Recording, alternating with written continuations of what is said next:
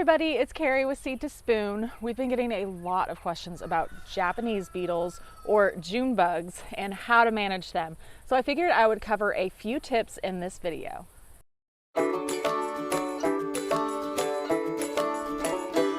So Japanese beetles, which are also more commonly known as June bugs, or sometimes you will hear them referred to as grubs when they are in their larva state, and they're just this little tiny like white worm, and those ones you'll find like deep within your soil, and those ones are a little bit easier to manage than your other ones. And they pretty much will attack anything and everything, including your hair. It never fails. If you are out at night, like June bugs are just attracted to hair. I feel like but they absolutely love things like rose plants, fruit bushes, berry bushes, things like that. Those are their favorites.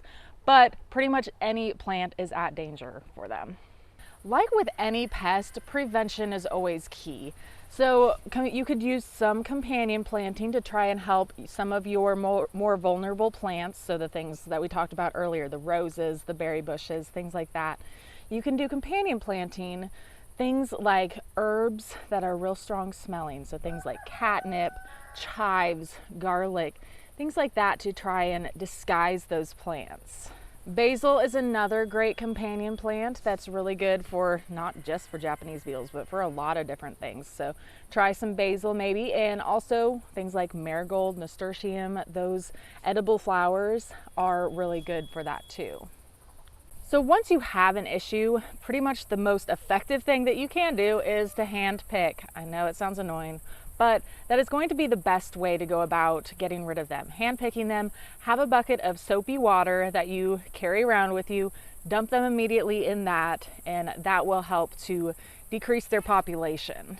And if you're having issues on areas like your roses or your berry plants, things like that, you could always try putting some sort of insect netting over top of them while you go about trying to solve this June bug issue.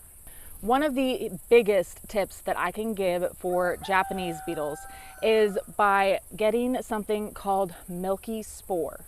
So this is something that you can purchase. It's actually going to be available in our app, and so check that out. And it is absolutely amazing because you can lay it down in the ground, typically in the fall time, and then it will get rid of the grubs whenever they're in that stage. And so that way, come spring, you won't have an issue. So make sure that you check out Milky Spore and have that ready to go for your fall time. Something else that you could try is some diatomaceous earth as well. That will be for the soil if you're having issues with grubs and some Japanese beetles in a certain spot. You could try putting down some diatomaceous earth in those areas. And you could also try spraying some neem oil if you're having specific issues on certain plants. Now, I will give a word of warning. If you are trying to use some neem oil in the summertime, it's really important to make sure to pay attention to the weather, because if it gets too hot and you spray with neem oil, you can suffocate your plants, and then you'll have a dead plant. And you want to make sure to stay away from that. So neem oil can only be used if the temperatures are below 90 degrees Fahrenheit, so make sure to pay attention to that.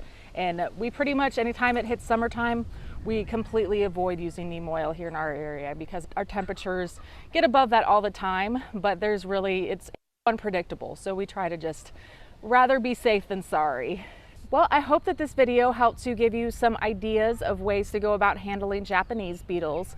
Make sure, if you don't already, check out our free app from Seed to Spoon.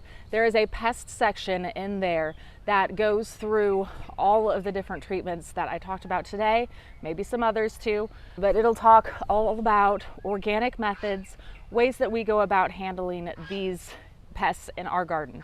So make sure you check that out. And thank you so much for watching, everybody. If you have any questions, please feel free to leave them in the comment section and I will get back with you. See y'all later. Bye.